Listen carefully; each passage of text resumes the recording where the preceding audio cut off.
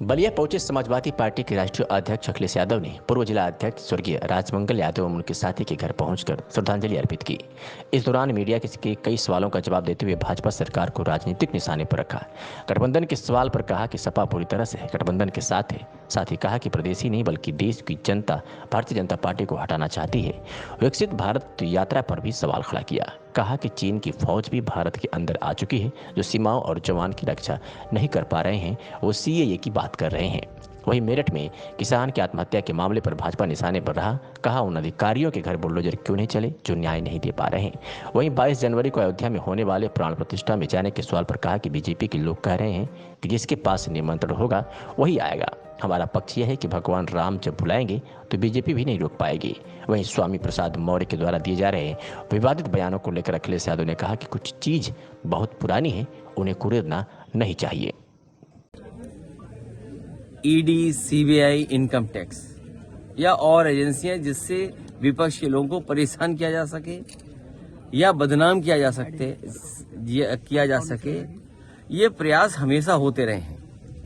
जब भी कोई पार्टी सरकार में रही है और जब उसको घबराहट हुई है कि वो सत्ता से बाहर हो जाएगी, तो इसी तरह सत्ता में रहने वाले लोगों ने एजेंसियों का इस्तेमाल किया है। जिस किसी भी सरकार ने इस तरह की एजेंसियों का गलत इस्तेमाल किया है वो सत्ता से हमेशा बाहर हुए हैं। हमेशा सत्य की जीत हुई है। जो सच्चाई के साथ खड़े उनकी जीत हुई है। और आपसे बेहतर कौन जानेगा पत्रकार साथियों, आपने तो वो लड़ाई लड़के देखा है कि आपने कोई बात कही जो सच थी और उस पे आपको जेल तक जाना पड़ा, लेकिन मुझे खुशी इस बात की है कि आप झुके नहीं और आप अंतोगत्वा जीते।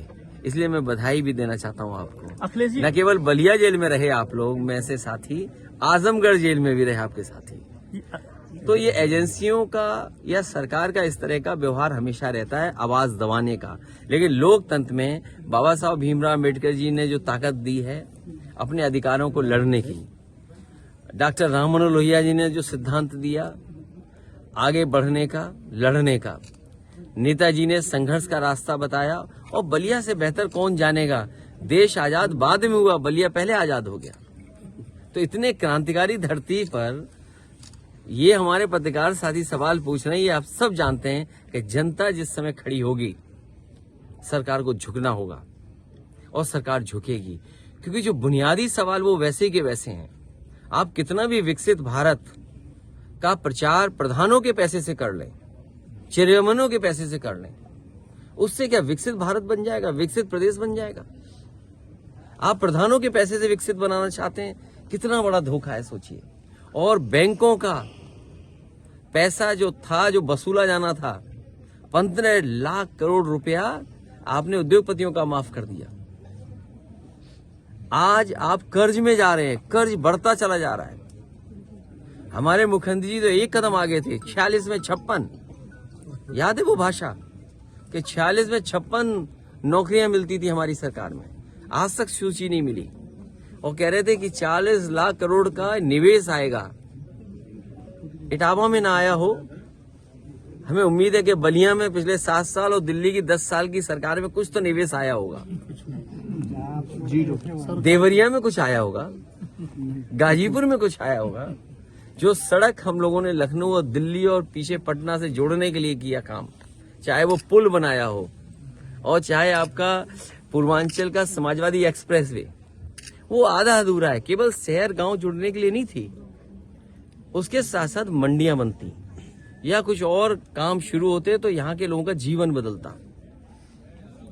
और ये संभव तभी हुआ, लखनऊ से सुबह चल करके आए, मौसम खराब होने के बावजूद भी।